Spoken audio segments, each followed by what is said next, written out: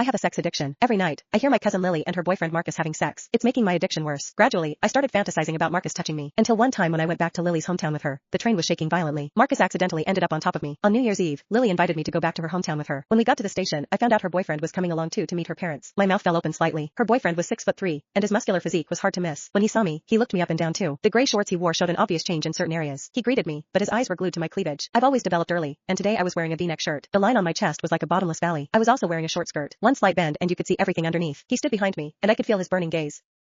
It hit me later. With his height, he probably saw everything. I instinctively tugged at my shirt and skirt, my face burning red. He casually looked away and offered to go buy some snacks for the trip. Watching him walk away, I couldn't help teasing Lily. I heard personal trainers are amazing in bed. Is that true? Lily smiled mysteriously, her face flushed. Of course it's true. Every time he leaves me with sore legs and an aching back. He's as thick as my arm down there. I gasped. Oh my god, that must feel incredible, right? If I could experience it just once. I couldn't help looking in her boyfriend's direction. When he walked, you could see it swinging in his pants. They say a guy's thing can expand 3 times its size. I secretly measured it with my hand and instantly felt weak in the knees. That big. What would it feel like if it went inside? Lily had told me before that her boyfriend had a huge appetite, at least 6 or 7 times a day. No wonder Lily always looked so glowing whenever I saw her. She was clearly being well taken care of.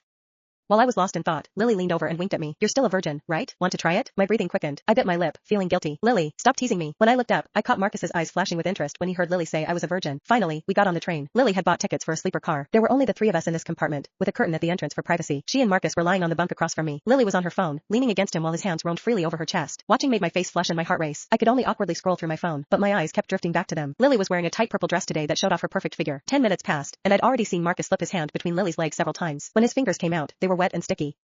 Lily's face was flushed as she whispered coyly, Claire's still here. It was evening now, and most people on the train were asleep. The conductor had dimmed the lights to their lowest setting, and Lily actually straddled Marcus's waist and started making out with him. I licked my lips, my imagination running wild. Before I knew it, I'd fallen asleep. I don't know how long I slept before Lily's voice woke me. I opened my eyes. For some reason, the lights in the car were back on. Lily winked at me playfully. Claire, are you hungry? Could you go to the dining car and get 3 meals for us? Seeing the tent pitched high between his legs, I understood why. I quickly answered, sure. The moment I left the compartment, I heard Lily's moans from behind me. To give them privacy, I deliberately stayed in the dining car to finish eating before heading back. But when I pulled back the curtain, I saw Lily still riding on top of Marcus. They were too absorbed to notice me outside the compartment. I quietly stepped back, but I couldn't help peeking from outside the car.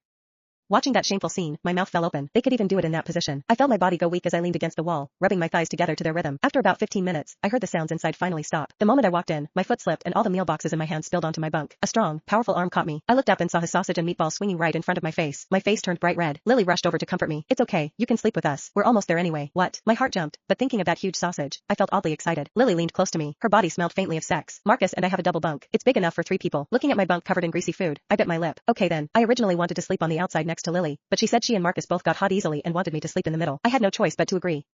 Marcus was tall with well-developed muscles. After the 3 of us lay down, I realized how cramped the middle position was. I was lying with my back to Marcus. His chest muscles kept rubbing against my back as the train swayed.